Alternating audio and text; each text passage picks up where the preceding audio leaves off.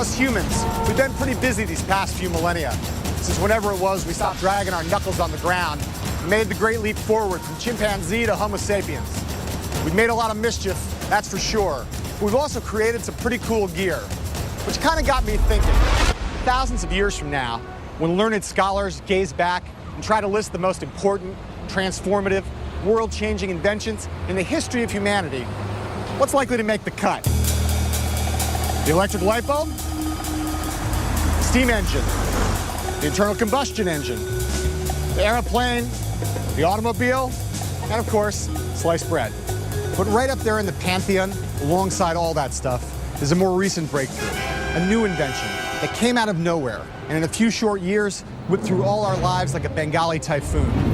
The invention in question is, of course, the World Wide Web, an amazing and surreal universe that spawned huge fortunes, upended countless industries, and changed the way that much of the world works, plays, communicates, shops, and even falls in love.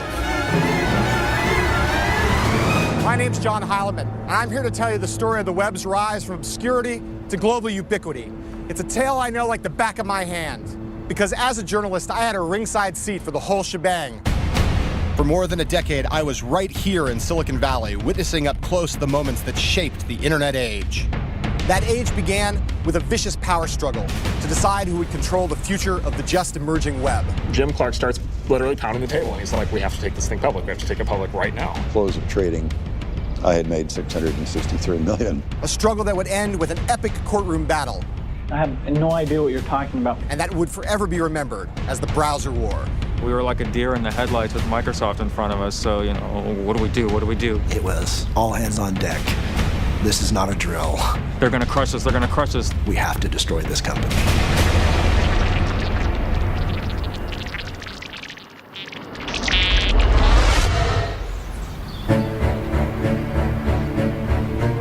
Now today we're all used to the web with its fancy video and graphics and sound, where one mouse click can send us rolling down a new path. Who knows where you'll end up? But back in the early 90s, the web was very different. It was basically just an obscure research network invented a few years earlier by an English scientist called Tim Berners-Lee.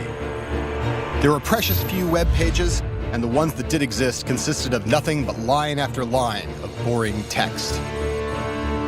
You had to be a big-time geek to get all excited about this thing. But one of those geeks, a visionary University of Illinois computer science student named Mark Andreessen, had a crazy idea.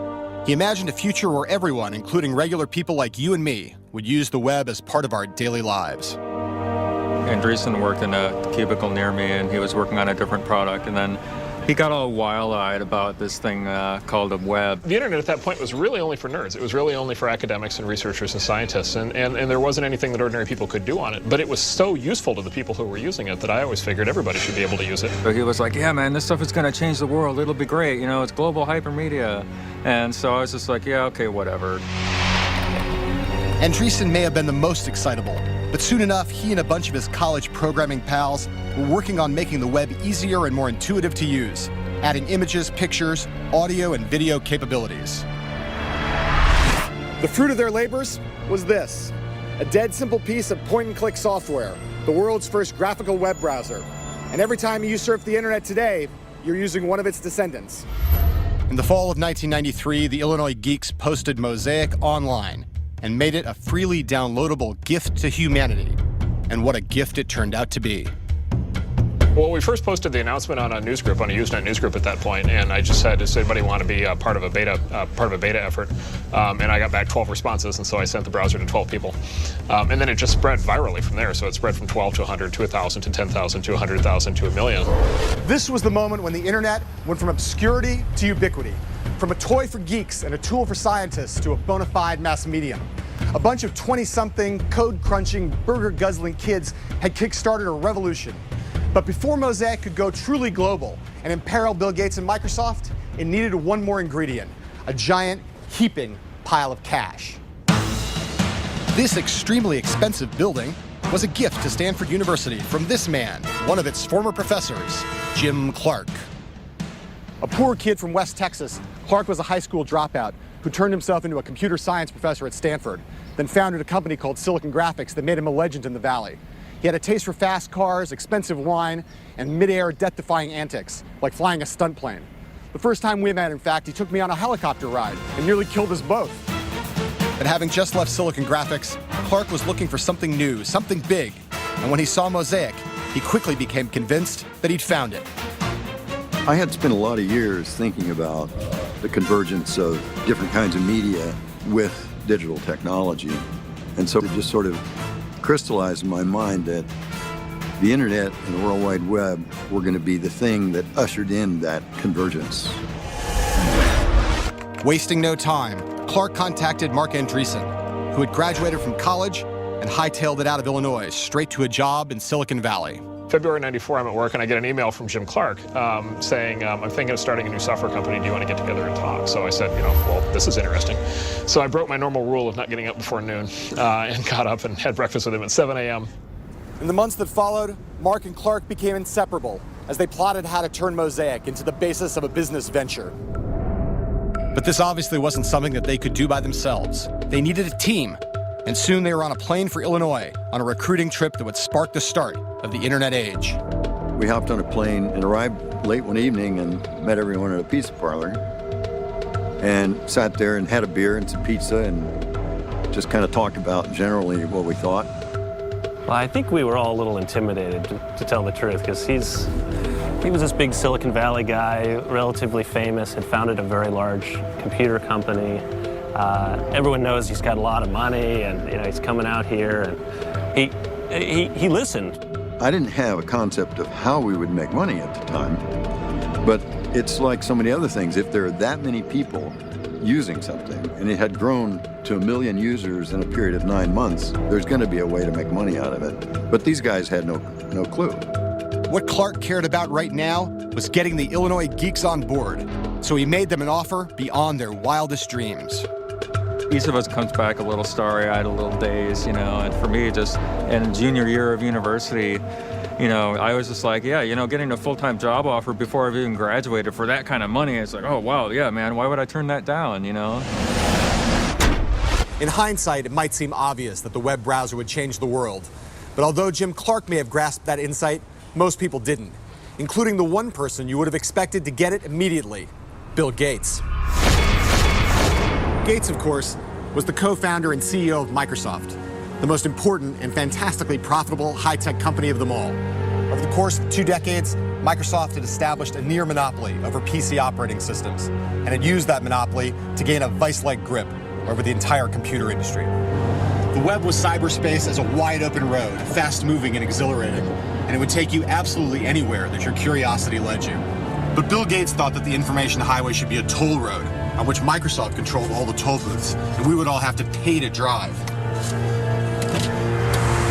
Thanks a lot. Gates' online system was called, surprise, surprise, the Microsoft Network. And in 1994, lots of smart people assumed that he would succeed in foisting down the world, like he usually did. Here was the information superhighway that futurists had been predicting for years. And although Gates didn't realize it yet, his worst nightmare was about to come true. A gang of kids as young and ambitious as he himself had once been were about to threaten everything he stood for and everything that Microsoft had achieved.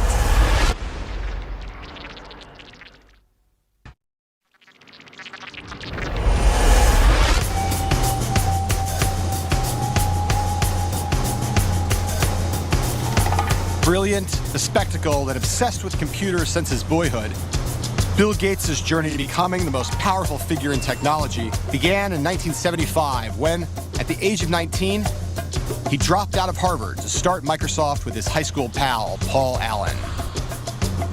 Gates' vision was simple and wildly ambitious. A PC on every desktop in every home and every office, and every one of those PCs running Microsoft software. By 1993, his dream was tantalizingly close to becoming reality. About 90% of the world's PCs were running Microsoft Windows. Gates and the army that he'd amassed on Microsoft's sprawling campus in suburban Seattle worked insanely hard, and they played very rough with their rivals. The company's rise had left a trail of corpses in its wake. There was Lotus, there was WordPerfect, there was Borland, there was Novell, even mighty IBM, all brought to their knees. Gates was now one of the richest and most influential men on earth, and he knew it. One night at a dinner party, He and some friends were discussing the election of Bill Clinton as president, and Gates blurted out, "I have as much power as the president does." His wife kicked him under the table when she heard that. But the truth of it was, he might have been right. To many, Gates' power was seductive, irresistible. If you were a young, hungry software engineer like Thomas Reardon or Hadi Partovi, or a seasoned executive like Sam Jadala, Microsoft was the place to be. A place where it didn't matter if you were handsome or athletic. A place where smartness, measured by the ability to crank out killer code, was the only thing that counted. In other words, nerd nirvana. In the early 90s, the Microsoft campus was a very dynamic culture. You'd have many of the smartest people in computer science at all different ages, but it was a surprisingly young company overall. The average age of the company was probably 26, 27. Microsoft was not the biggest software company in the world, but in a weird way, it was the hottest, and it was clear. There was a vibe when you walked in the door, a kind of cockiness that perfused like every kind of job at Microsoft. It wasn't just the engineers. I joined Microsoft in 1987, and this was a group of people who wanted to win. This was a group of people who were very aggressive about the competition. Microsoft's behavior was certainly extreme, but it was driven less by arrogance than by fear and insecurity. Gates knew that at any moment, some puny little startup in a garage somewhere could rise up and topple Microsoft, just as they'd done to others. And along with his trusted lieutenant, Steve Ballmer, he was determined not to let that happen. Unlike Gates, the college dropout, Ballmer had actually been to business school. Where Gates was Microsoft's superego, skinny and cerebral, Ballmer was its raging id, beefy and emotional. But it was nothing compared to Gates himself, the smartest of the Microsoft smart guys, a brainiac who never suffered fools gladly, if he even suffered them at all. That's ridiculous. I'm not using this thing. No. Somebody's confused. Somebody's just not thinking. I mean, there's no way. We'll figure it out. You guys never understood. You never understood the first thing about this. In all the times that I've met Gates, there's only been one consistent element. The moment when he looked at me and said that something I'd said was the stupidest thing he'd ever heard. And I didn't even work for the guy. But Thomas Reardon did. And he remembers his first meeting with Gates as one of the most unnerving experiences of his life. He is not one known to throw out compliments. It was just sort of a, that's good, looks good. Yeah, we probably need to do more of this. And that was about the feedback that I felt like we got. And it wasn't that he was disinterested. I think I learned at the time, really, you feel like you've had a major victory if you haven't been shredded. If he hasn't called you an idiot 19 times, guess what? You had a good Bill meeting. With Microsoft's minions under his spell, billions of dollars in his bank account, and the launch of Windows 95 looming on the horizon, the Bill Gates of 1993 was on the verge of becoming the world's high-tech emperor. Less than 2 years later, though, Gates would be forced to make one of the sharpest U-turns in corporate history, because Clark, Andreessen, and their team were about to enter the picture and throw a giant roadblock in their path.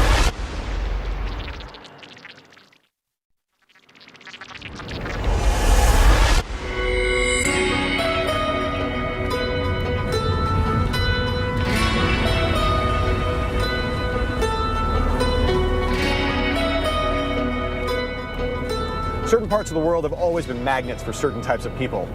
LA is for actors, Las Vegas is for gamblers, Paris is for artists. This 30-mile stretch between San Francisco and San Jose has always been a magnet for, shall we say, the technologically inclined. In the summer of 1994, this place had become home base for Jim Clark and his renegade band of young web browser pioneers. In the next few months, they would launch the fastest growing software company the world had ever seen, Netscape Communications. Under the watchful eye of Clark, the Netscape guys were adherents to the cause of spreading the reach of the still embryonic web, and hopefully getting rich in the process. But first, they had to deal with a severe case of culture shock. I've never been out to California before, and when I got here, I was like, how come no one told me about this place before? This is the Mecca. Yeah, this is kind of the Disneyland for geeks out here. It was also a brilliant move to take a bunch of guys, move them out of their home environments and just drop them into a new company because we didn't know anything else except work. The plan was simple. Back in Illinois, the gang had created the first graphical web browser, Mosaic. Now they would work like maniacs to build a new browser based on that and turn the internet into the future of commerce and communication. Just another day at the office, right? I think the mission as communicated to me and the rest of the group was to take over the world as quickly as possible. You know, nothing big, nothing really grand, just go out there and make software so compelling and so great that you'd have to be an idiot not to want it. But everyone at Netscape knew that time was of the essence. The web was becoming more popular with every passing day. The fear was that another, more powerful company would see its potential and launch a browser before Netscape had a chance to. I was on about a 36-hour cycle, and so I'd work for about 24 hours and sleep for about 12 hours, fueled in those days primarily by Skittles and Mountain Dew. There was an extreme sense of urgency once we started, because we all knew that this wasn't a hard thing to do. And they were right to be worried, because back in Seattle, even though Bill Gates still had his doubts about the web, some Microsofties were aware of Netscape. Thomas Reardon at one point contacted the young company to sniff around for information and found that whatever their inner fears, Netscape gave off a different public vibe, one of supreme arrogance. We were kind of aware of them at a distance, so called up and talked to an executive there and basically got told to go pound sand. And I was like, wow, like every company I called was like, wow, Microsoft's calling.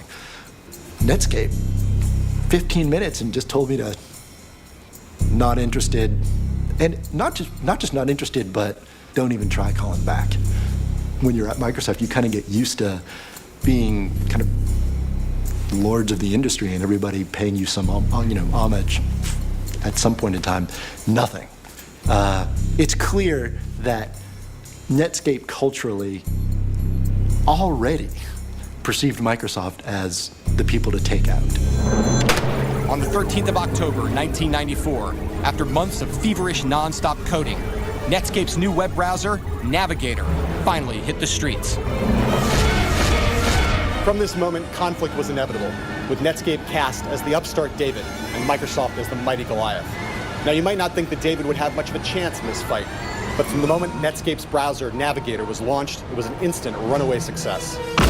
The night of the first release, we set up in one of the conference rooms, we set up a computer to watch the downloads, and we had a sound effect where there'd be a cannon shot every time somebody downloaded the software. And, after a while, it sounded like a war, because there was just cannon shot, it's just continuous cannon shot. Soon the web was spreading like wildfire around the globe. The internet age had truly begun, and it had nothing to do with Microsoft. We'd never seen anything like this in the history of software. In 30 days, 90% of the people who were on the web switched from Mosaic to Netscape. That just doesn't happen in software. Nothing. Ever. Ever. There was a point probably when Netscape got 1 million downloads, and suddenly we thought, what's going on? 1 million downloads? That's a pretty big number. But the truth is that Microsoft's worries about Netscape ran a lot deeper than its little browser. And to understand why requires just a little technical understanding. In the computer business, the companies that have the most power control what's known as a software platform. That's the software on which other programs run on top. With its near monopoly over the Windows operating system, Microsoft controlled the ultimate platform. It was the one on which the whole computer business rose and fell. And for years, it was impossible to imagine that anyone could ever challenge its supremacy. But now Bill Gates' many rivals in Silicon Valley began to imagine a different future. A future where the browser could be an alternative platform, one where you could carry out all your computing needs online, thereby leveling the playing field in the industry and rendering Windows, the most profitable software in the history of man, completely irrelevant. Suddenly we realized, wow, we've got a kink in the armor. There is a way that somebody could dislodge the Windows franchise, and there are scenarios that could become popular where suddenly we'd lose our leadership position. Netscape's sudden success was impossible for Microsoft to ignore. Suddenly, Bill Gates got it. Not just the importance of the web, but the scale of his own strategic blunder and the need to rectify it right now. Late one night, Gates sat at his computer and pounded out a memo to his troops entitled, "The Internet Tidal Wave." He declared that the web was, quote, the single most important development in computing since the PC. And he wrote about Netscape as, quote, a new competitor born on the internet, a competitor that Microsoft absolutely had to, quote, match and beat, which meant to destroy. This was a just complete take a right turn, everybody right now, starting not like next week or next month, but starting tomorrow, figure out how your job changes. Bill's message to the company was, let's go find lots of ways for us to now engage in this new battle. That's probably, you could argue, the beginning of the browser war.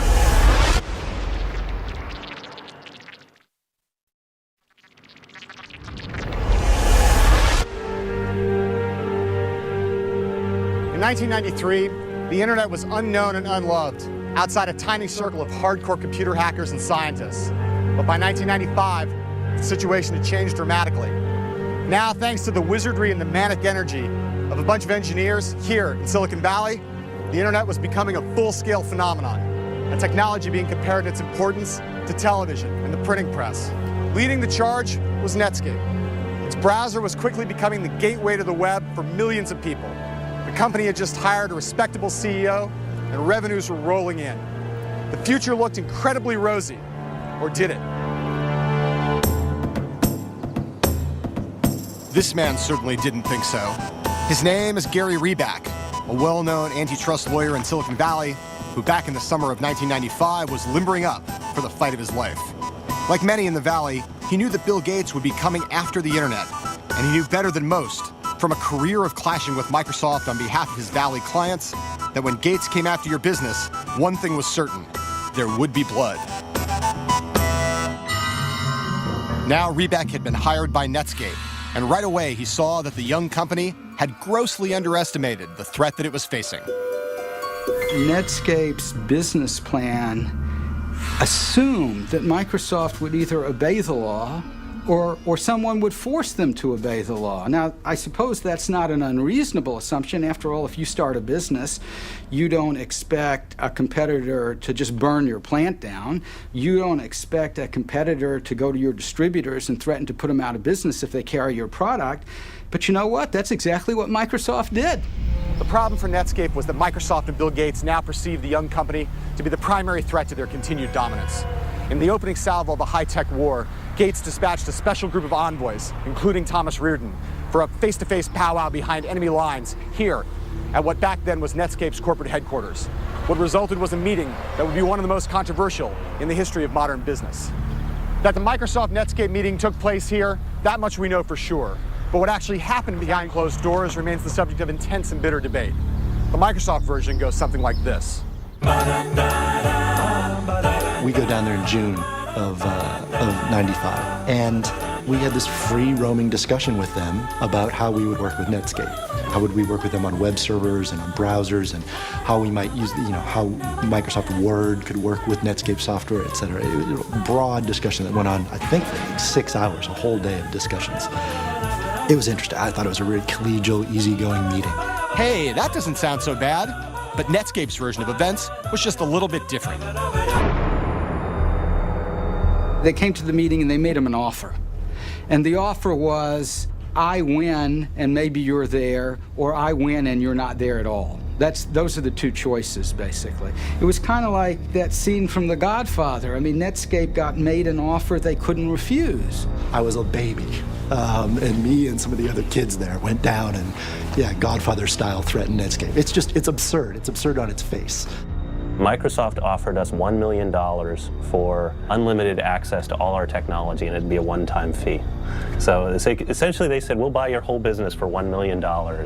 Take it or leave it, because if you leave it, we're just going to copy everything you do. I remember thinking at the time, if this isn't illegal, it should be. If what Netscape claimed was true, it meant that Microsoft had broken the law, American antitrust law to be precise. The point of that law was to constrain the behavior of companies that held monopolies, which most sane experts agreed Microsoft had with its Windows operating system. Within hours of the meeting, Netscape instructed Gary Reback to alert the U.S. Justice Department about what had taken place and to start laying the groundwork for a lawsuit against Microsoft. But Thomas Reardon smelled a rat. Why did Netscape have antitrust counsel? Not just any antitrust counsel, but the legendary Gary Reback, the guy known, famous, for going after Microsoft for years, trying to stir up a government suit against Microsoft. effectively we had been had. The meeting had been set up. A paranoid theory? No doubt. At the time, Netscape was the hottest young company in high technology. So why would it need to try and set up Microsoft? On Wall Street, analysts and bankers had begun to sing its praises, talking about the bright prospects ahead if Netscape were to launch an IPO. I looked at our projections for Netscape and realized that there was a chance that Netscape could be the fastest growing software company ever. Jim Clark starts literally pounding the table, and he's like, we have to take this thing public. We have to take it public right now. And everybody in the room was like, really? Like, are you sure? You could just almost predict that we were going to have something between 60 and 80 million in revenues for the year. Now hold on here. Wait a minute. Let's think about this. Before Netscape, the standard rule on Wall Street was that a company needed to have at least a year, and preferably 2, of strong and growing profits before it could even think about going public. But Netscape in August of 1995 had only been in existence for a year. It didn't have a dime of profits, and it had no idea how it was going to make them. And as Jim Clark told me at the time, the only reason that he wanted to go public so fast was because he needed a giant windfall so he could build the world's biggest computerized yacht. So under these circumstances, going public was lunacy for Netscape, right?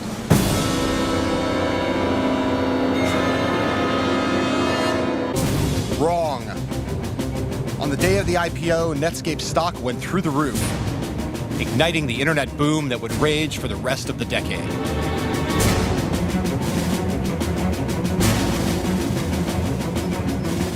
I was on the trading floor, and I went over to talk to our trader, David Slane, and Matt DeSalvo, who ran our trading desk, literally stepped in front of me and prevented me from getting close to Dave. And I said, what's going on? And he said, there's a lot of volume in the trading in the shares, and Dave needs all the focus that he has. And you start seeing, biggest IPO ever, biggest rise, it's like all this crazy stuff. I'm like, wow, people really like us, I guess. The internet went from nothing to, the biggest story to hit the media and sort of consumer consciousness in a long time. And just, at that point, then the level of attention just, escalated off the charts. I invested $5 million in the company. And on the day of the IPO, at the close of trading, I had made $663 million.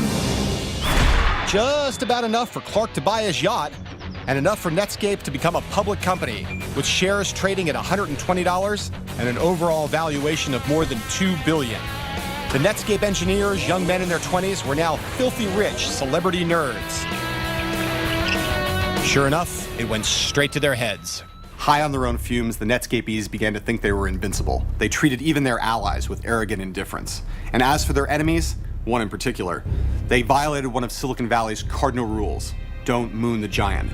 Back in the days when no one would give the finger to Microsoft, here was Mark Andreessen in the press over and over, heaping scorn on the company.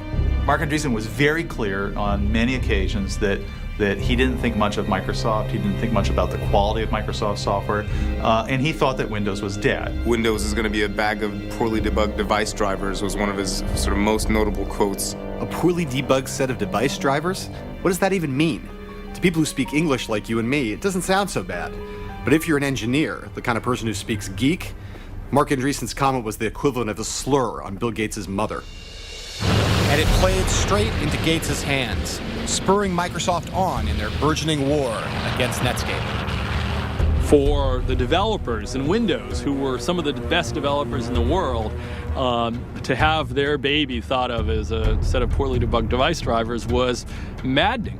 And it was insulting, and it got them motivated. I actually personally postered the walls of our hallways with pictures of the top executives from Netscape and some of the quotes that they made simply to motivate people to know, these are the faces of the people you're fighting against. Then you started actually reading articles where people are like, Netscape, the new Microsoft? We're like, no, we're the Microsoft. We're the new Microsoft. With his engineers spoiling for a fight and emotions running high, on December 7th, 1995, Gates let the world know that he had Netscape in his sights. Microsoft planned to drive Clark and Andreessen's startup to an early grave with a web browser of its own, Internet Explorer. Microsoft hastily arranged a press and analyst meeting in Seattle. They did it by design on the anniversary of the attack on Pearl Harbor, and it was called the Pearl Harbor Day, and the view was they were going to attack Netscape with all that they could. everybody at Microsoft, every last group, every last product was lined up and focused against Netscape. We could say it was focused on the internet, but it was against Netscape. That was it. It was everything. It was all hands on deck. This is not a drill. We have to destroy this company. With traffic on the information highway accelerating rapidly, Gates had pulled out all the stops, pouring millions of dollars into the web and turning Internet Explorer into a do-or-die cause at Microsoft. The sleeping giant had awakened, was how he put it, and now Netscape was about to find itself in a world of trouble. So maybe, just maybe, it had been a mistake to moon that giant and get its dander up. Maybe Andreessen should have been just a little bit less confrontational. If you want to explore that with other people, I'm fine with it. Okay. But I think I'll take a pass. Andreessen announcing that Windows would be irrelevant was probably not such a hot idea.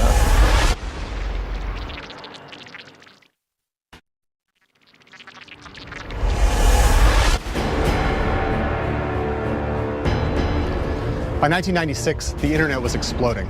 With billions of dollars at stake, Microsoft and Netscape were locked in a titanic power struggle over who would become the dominant force in the brave new world of the web. And now it was entering its final, its most dramatic, and for Netscape, its most devastating phase. Despite Netscape's head start, Microsoft's Internet Explorer team had some real advantages. Vast financial resources and reserves of coding talent, and a leader, Bill Gates, who was willing to do anything, up to and including breaking the law, to annihilate Netscape, the fresh-faced company that now ruled the web, captured the public's fascination, and threatened to finally undermine Microsoft's rule of fear.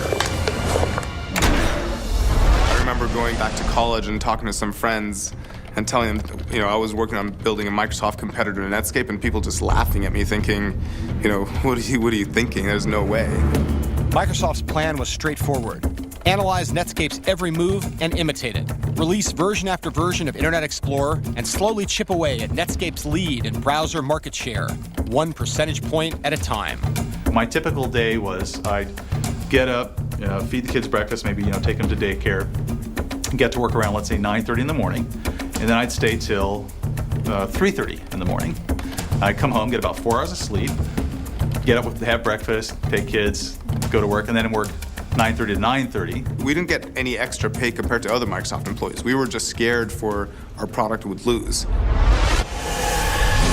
And it wasn't just the engineers who were working as if their lives depended on it. Gates also had at his disposal another formidable weapon, his shadowy army of salesmen. Secretive, relentless, and sometimes underhanded, their mission was clear: to put Netscape Navigator out of business by whatever means necessary, to cut off its air supply, as one Microsoftie put it, and to shove Internet Explorer down the throat of every Microsoft customer. The people who sold software to PC manufacturers were like a dark cult of people who you just knew just kept making money in ways that maybe we didn't even want to know how they were making money. They're like ninjas. They're like, you don't ask them what they do, they go in and they do these deals. They're $500 million deals. These are big multi-year sales deals.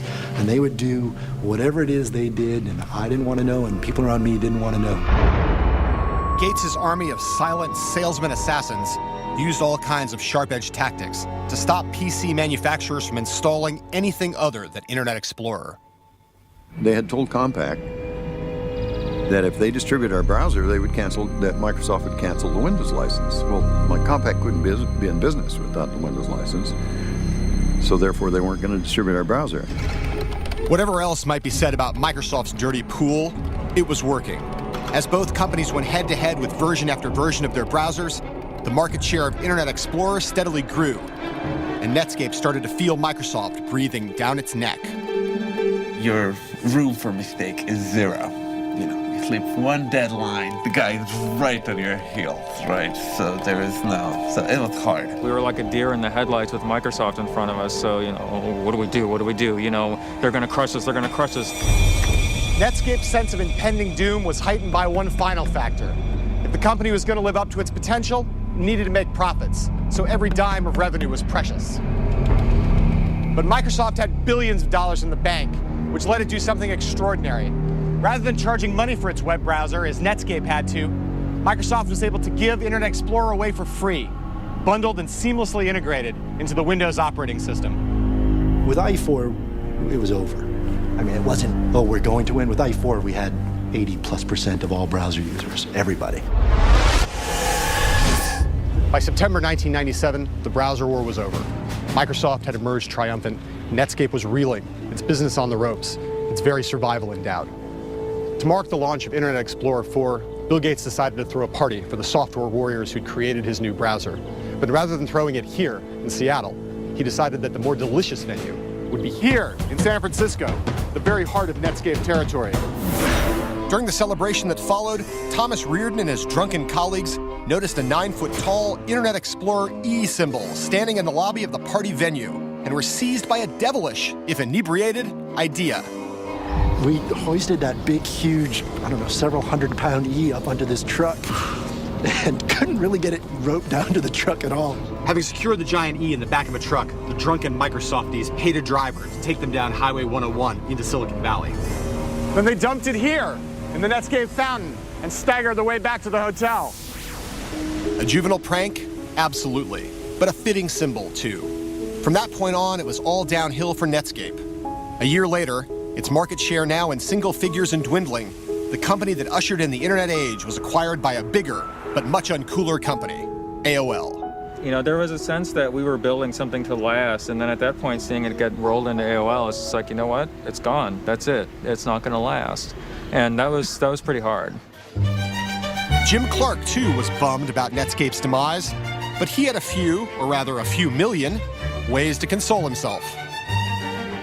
I invested $5 million in the company, and in the end made close to $2 billion, and that's a little bit more return than you need.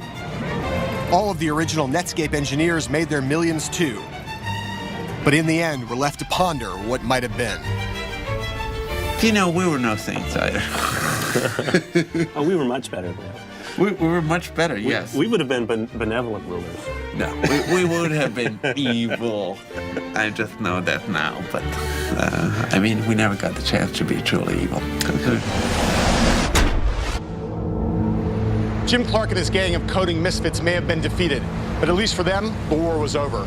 For Microsoft and Gates, however, quite the opposite was true. Now they were about to face a foe far larger and more implacable than Netscape. It was an enemy unlike any that Gates had ever tangled with before. It didn't reside in Silicon Valley, and it barely knew software from sausages. But it would threaten to tear Microsoft in two. The enemy was the United States government, which had come to believe that Gates wasn't a hero, but a kind of high-tech terrorist.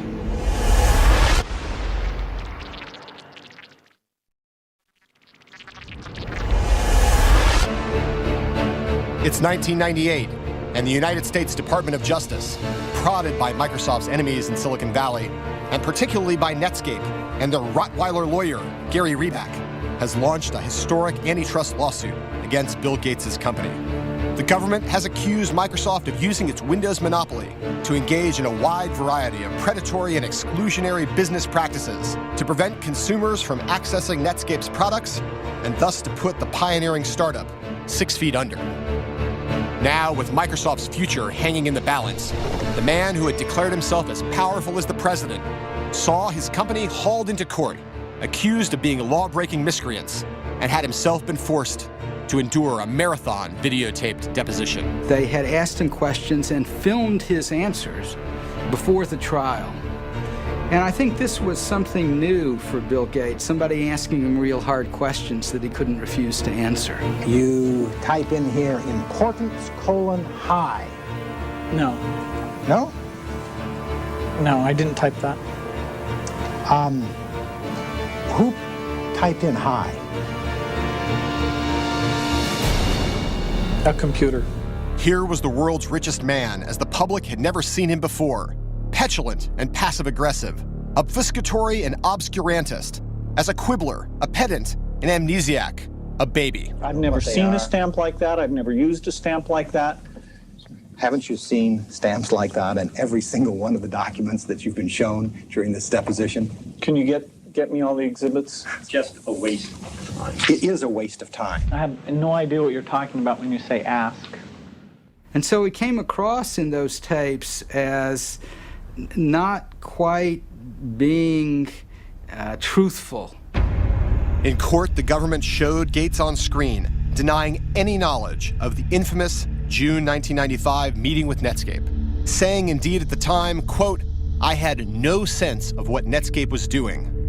But then the court was shown an email sent by Gates to some of Microsoft's top brass a few weeks before the meeting, outlining his strategy for dealing with Netscape. Gates declared that he thought there was, quote, "a powerful deal to be done with Netscape," and that maybe Microsoft should, quote, "buy a piece of them or something," adding that he, quote, "would really like to see this happen." Did we have people who pushed it and did deals that probably in retrospect they shouldn't have? I would say, yeah, I think that we did. That made it very tough on our competitors because we took advantage of our position. And clearly, unfortunately, that's what, became the dark cloud over Microsoft. To have an anti-competitive lawsuit brought against you really meant that what we were trying to do was make things worse for consumers, whereas my day-to-day job was always around building a better product so that the people I knew and my mother and my brother and friends and so on would use my product because it was better. In June of 2000, the federal judge in charge of the Microsoft case issued his final verdict. Guilty, guilty, guilty. And he recommended that the company be broken up, causing its stock market value to plunge by $30 billion overnight. The verdict brought the highest kite's Internet Explorer team crashing down to earth, but it was even harder on Gates himself. The trial had taken a tremendous toll on Microsoft's boss. It wore him out, beat him down, made him physically sick. At one point, I was told by some Microsoft board members, Gates had even broken down in tears at a company board meeting.